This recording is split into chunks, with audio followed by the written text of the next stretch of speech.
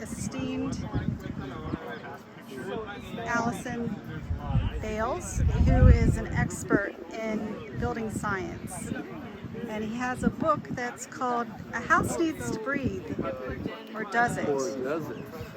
So that's a very contentious subject here. So can you tell me a little bit about your book? Yes, absolutely. So this is something I've wanted to write for a long time, because I've heard this from so many builders. A house needs to breathe. We shouldn't make them so airtight because it's causing all kinds of problems, especially indoor air quality. And our floors are cupping because the house is too tight. I don't leave people in suspense. The answer to that question is on page 23 of the book, and it is no. The house does not need to breathe. The house needs to be as airtight as possible, because number one, that's one of the first things you do for good indoor air quality. Number two, it helps with comfort. Number three, it helps a lot with energy efficiency. Your energy bills will be a lot lower if you're not bringing in lots of bad air and having to heat or cool it. So let me ask you a question, Allison. Yeah. Do you think that HVAC technicians should be trained in building performance? Absolutely, yes. No, so the layout of the book is, there's three sections. The first section is called Start at the End. We need to know, what is it people want and need out of their house. They want comfort, they want energy efficiency, they want health, they want durability. They want the house to perform properly.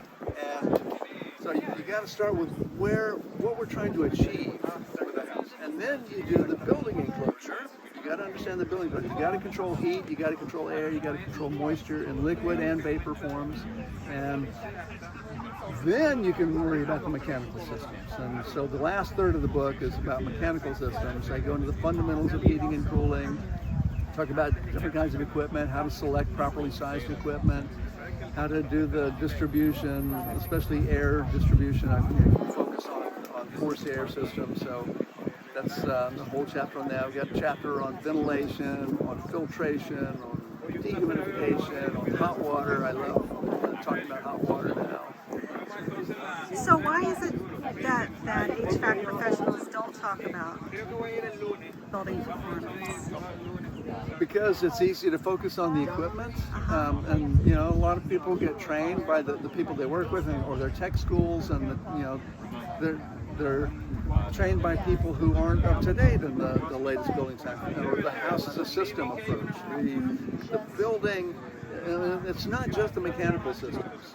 Comfort, for example, doesn't come from getting the ideal temperature, 72 degrees or whatever number you pick. That's not comfort. Comfort comes from a bunch of factors. It comes from air temperature, it comes from humidity, it comes from air movements. A draft blowing on you in winter feels uncomfortable. The ceiling fan blowing on you in summer feels good. So air movement is very important for comfort. Mean radiant temperature is the one that a lot of people don't understand, because a lot of the sensors in our body, and we have hundreds of thousands of sensors in our body that are detecting what's going on between us and the environment, because our bodies constantly need cooling. We're a heat engine. We are doing all these chemical reactions inside, and we have heat coming at us all the time. Even in winter, we need cooling, but we don't want too much cooling.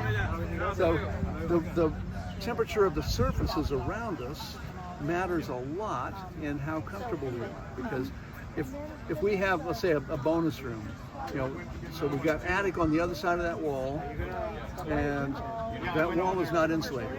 In the summertime, it might be 120, 130 degrees in the attic, so that drywall might be 100 degrees or more.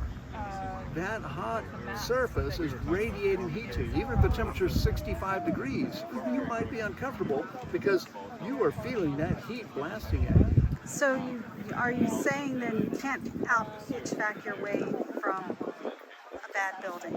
Exactly. You've got to think about the building enclosure, the insulation, the air sealing, controlling moisture.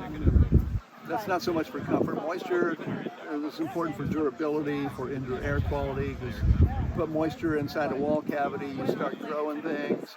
that affects the air quality in the house. And people can get sick from that. So are there a lot of HVAC companies that you know of that meet at that intersection of building science and machines?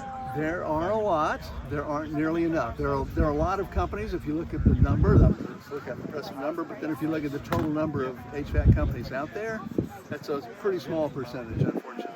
So, well, do you think that people should seek out companies like that? Yes, and in some areas, there are companies like I've got a friend in Charlottesville, Virginia, and they also work in the Richmond area. So in Virginia, the Comfort Squad, John Simmelhack and his partner Neil Comparetto, incredible. There's a bunch of good contractors I know in California. There's good contractors in most states, but not enough to, like in a place like Arkansas, you might have just a handful, and you might not live close enough to one of them for them to come work on your house. Great. Well, thank you so much, You're Allison. welcome. It was a pleasure. Do you go by Allison or Mr. Allison, Bales? yes, I go by Allison. Okay. Yeah, Allison. All right. Thank you so much. You're welcome.